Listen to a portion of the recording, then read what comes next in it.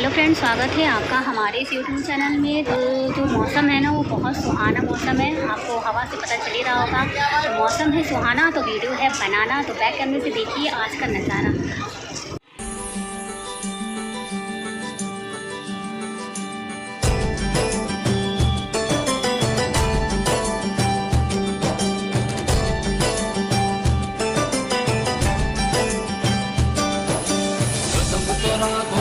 काशी में तर जाओगे, काशी में कदम तो राखो, काशी में तर जाओगे, काशी में प्रात गंग की लहर हिलोरत रवियावत, काशी में कण कण डोलत घंट मंत्र सुन शंकर अविनाशी में।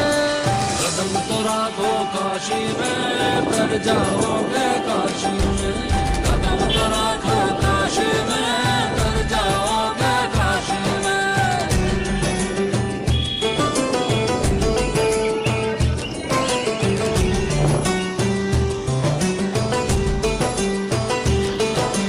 पंडा घंटा भांग धतूरा लटकत चारों कोना, अरे पंडा घंटा भांग धतूरा लटकत चारों कोना। छनत कचौड़ी कटत जलेबी बजत कड़ाही पौना।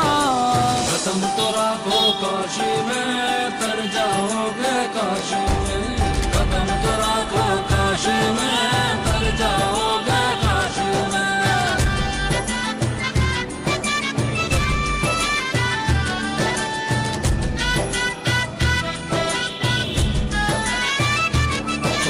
मस्त मलंगों की ये भीड़ है, सब है देखो दीवाने। खैनी ठोकत पान भुलावत लूटत सारे खजाने।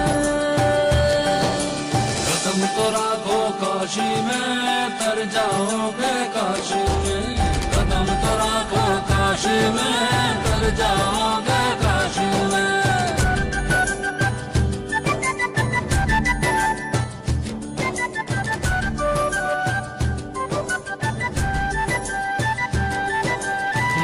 संग भव काल फेंक के काम बनावे अपना, अरे माया संग भव काल फेंक के काम बनावे अपना। हंस हंस के ई दरियावत है जैसे कोई अपना। कदम तो राखो, काशी में तर जाओगे, काशी में कदम तो राखो, काशी में तर जाओगे, काशी में।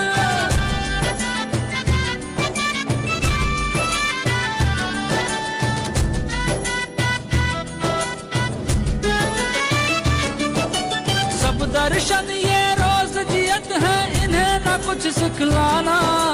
भांग छान दुई गारी दे के शिव में ध्यान लगाना। खुद कबीर की खुशबू में यहाँ तुलसी की चौपाई। हर्ष चंद्र का जीवन भी जहाँ सच पर आँच न आई।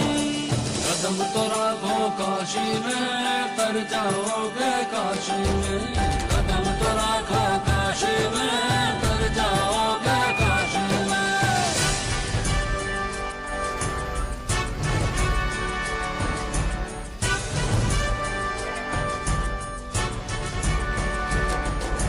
जीवन का यह मर्म समझते जो मर घट के सन्यासी। जन्म मरण के पार बसी ये है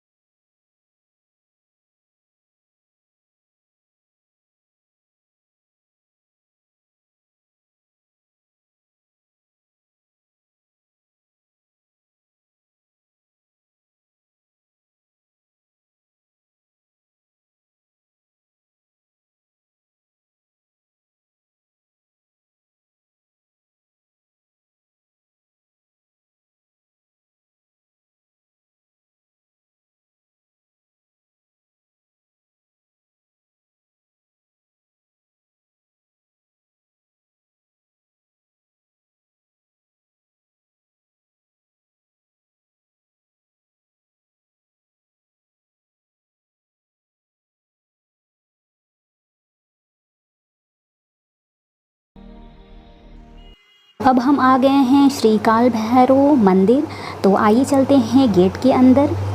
गंगा किनारे बसे उत्तर प्रदेश का शहर काशी यानी वाराणसी सबसे पुराने शहरों में से एक है। काशी में बसे भगवान शिव और माता पार्वती के महत्व के बारे में तो हर कोई जानता है, लेकिन काशी के कोतवाल बाबा काल भैरव का भी महत्व उतना ही खास और अहम है। काशी में एक बहुत ही पुरानी कहावत है कि पहले काशी कोतवाल की पूजा फिर काम दूजा। जी हाँ, धार्मिक मान्यता है कि इस शहर में कोई भी शुभ काम करने से पहले काशी कोतवाल यानी बाबा काल भैरव की पूजा की जाती है। और ये भी कहा जाता है कि काशी नगरी में काल भैरव की मर्जी चलती है और भगवान शिव की पूजा करने से भी पहले इनको यहाँ पूजा जाता है। तो हम यहाँ पे तो आ गए हैं और आप भी यहाँ पे बड़ी आसानी से आ सकते हैं और यहाँ आना बहुत ही आसान है। काल भैरव मंदिर आने में किसी प्रकार की कोई परेशानी नहीं होती है। यदि आप कैंट रेलवे स्टेशन या उसके आसपास स्थित रोडवेज बस स्टैंड से मंदिर की दूरी लगभग 4 किलोमीटर है और यदि आप वहीं बाबतपुर एयरपोर्ट से आते हैं तो वहाँ से मंदिर की दूरी लगभग 26 किलोमीटर है। इन सारी जगहों से आपको मंदिर जाने के लिए हमेशा साधन उपलब्ध रहता है। आपको पता है कि बाबा काल भैरव काशी में कैसे आए? तो बहुत लोगों को तो पता होगा, लेकिन बहुत लोगों को नहीं पता होगा। तो जिन लोगों को नहीं पता है मैं उनको बता दूं। ब्रह्म हत्या के दोष ने भैरव बाबा को पहुंचाया काशी। कहा जाता है कि काल भैरव ने गुस्से में ब्रह्मा जी के 5वें मुख को काट दिया था, लेकिन वो मुख काल भैरव के हाथ से अलग ही नहीं हो रहा था। इस वक्त वहाँ शिव जी प्रकट हुए। शिव ने काल भैरव से कहा, तुमने ये क्या किया? तुम्हें तो ब्रह्म हत्या का दोष लगेगा और इस दोष को मिटाने का एक ही तरीका है कि तुम एक आम व्यक्ति की तरह तीनों लोकों का भ्रमण करो। जिस स्थान पर ये ब्रह्मा का ये 5वां मुख तुम्हारे हाथ से छूट जाएगा, वहीं पर तुम इस पाप से मुक्ति पाओगे। जब तीनों लोकों का भ्रमण करते हुए जब भैरव बाबा काशी के गंगा तट पर पहुँचे तो यहाँ भैरव बाबा को ब्रह्म हत्या के पाप से मुक्ति मिल गई। काल भैरव को पाप से मुक्ति मिलते ही भगवान शिव वहाँ प्रकट हुए और उन्होंने काल भैरव को वहीं रहकर तप करने का आदेश दिया। और उसके बाद से कहा जाता है कि काल भैरव इस नगरी में बस गए और कहा जाता है कि शिव का आशीर्वाद पाकर काल भैरव काशी में ही बस गए और वो जिस स्थान पर रहते थे वहीं काल भैरव का मंदिर स्थापित है। और आप मंदिर भी देख सकते हैं और यहाँ पे आप देख सकते हैं काफ़ी भीड़ भी है। कहा जाता है कि बाबा विश्वनाथ के दर्शन से पहले काल भैरव का दर्शन करना चाहिए, क्योंकि काशी में जिसने काल भैरव के दर्शन ही किए उसको बाबा विश्वनाथ की पूजा का भी कोई फल नहीं मिलता है। तो आप सभी लोग आइए और बाबा के दर्शन करके जाइए। और आप ये देख सकते हैं आज अक्षय तृतीया महापर्व है और इसके लिए कुछ श्रृंगार का भी आयोजन किया जा रहा है। तो जिसको जाना हो तो आराम से वो लोग जा सकते हैं। आप वीडियो पॉज करके उस नोटिस को आप पढ़ लीजिएगा। तो अब आइए हम चलते हैं बाहर की तरफ और अब हम यहाँ से चलते हैं सीधे काशी विश्वनाथ कॉरिडोर और वहाँ पे बाबा विश्वनाथ के दर्शन करेंगे, क्योंकि अगर फल तो उनका भी लेना है। अगर हम काल भैरव बाबा के दर्शन ले कर चुके हैं और आशीर्वाद भी ले चुके हैं तो बाबा विश्वनाथ का आशीर्वाद लेना भी तो बनता है। तो आइए चलते हैं। तो जैसा कि आप सभी लोग देख रहे हैं अभी हम आ चुके हैं गोदोलिया और गोदोलिया चौराहे से हम अभी जाएंगे गेट नंबर 1 जिसे सिंह द्वार भी कहा जाता है। उसके बाद सीधे हम जाएंगे कॉरिडोर और कॉरिडोर पे सारा नज़ारा देखेंगे।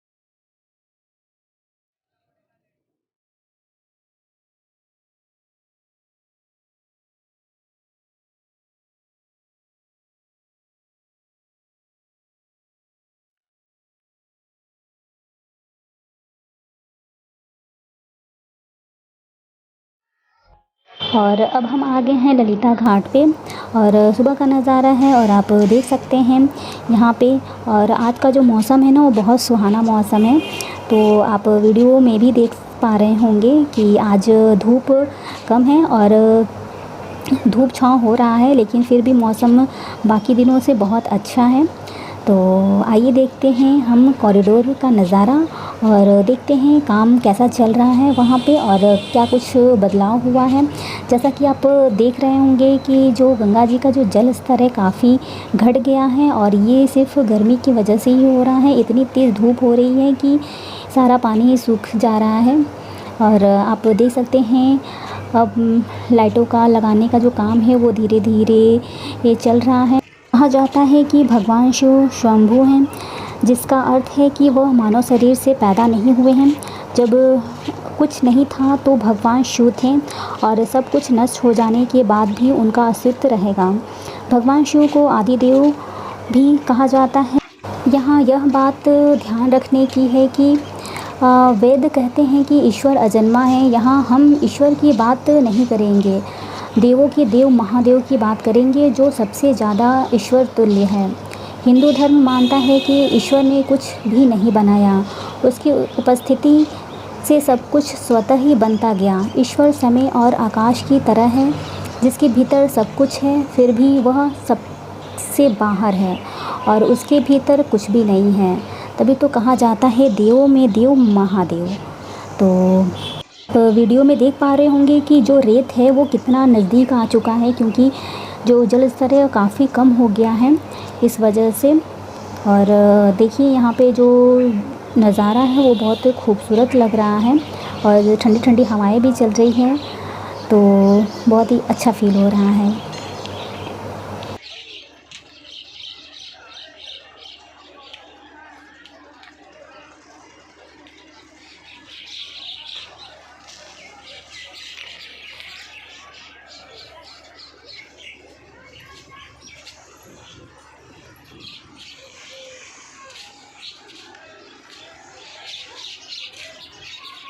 और जैसा कि आप सभी लोग देख रहे होंगे कि यहाँ पे नेपाली टेम्पल मौजूद हैं, जिसमें कि 3 अप्रैल 2022 में नेपाल के प्रधानमंत्री शेर बहादुर देउवा और उनकी पत्नी साथ में आए थे, जो कि काशी के कोतवाल माने जाने वाले बाबा काल भैरव मंदिर में हाजिरी लगाने के बाद नेपाल के प्रधानमंत्री बाबा दरबार में गए थे और वैदिक परंपराओं के अनुसार बाबा विश्वनाथ का दर्शन पूजन और अनुष्ठान भी किया था।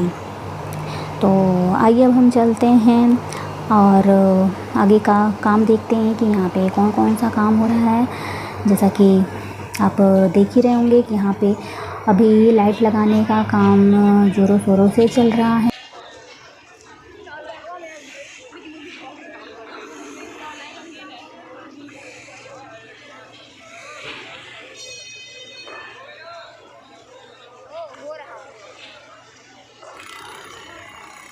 आप देख रहे होंगे जो 5 पिलर हैं, उनमें पांचों पिलर में धीरे धीरे लाइटों को लगाने का काम हो रहा है। और यहाँ पे जो क्रेन है, क्रेन के सहायता से जो लाइट है उसको ऊपर किया जा रहा है।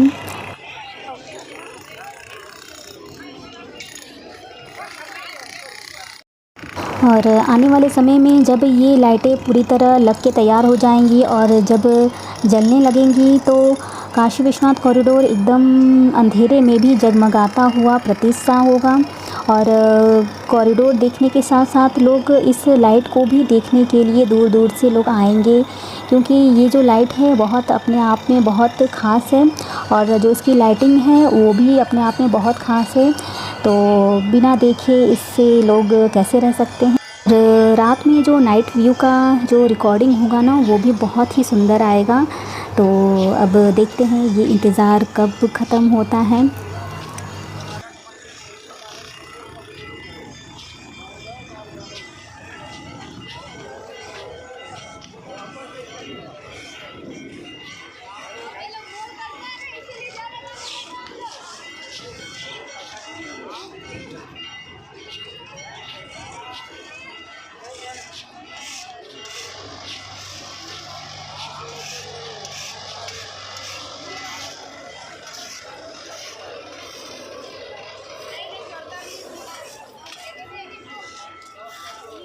अब हम आ गए हैं काशी विश्वनाथ कॉरिडोर के अंदर और वैज्ञानिकों के अनुसार तिब्बत धरती की सबसे प्राचीन भूमि है और पुरातन काल में इसके चारों ओर समुद्र हुआ करता था।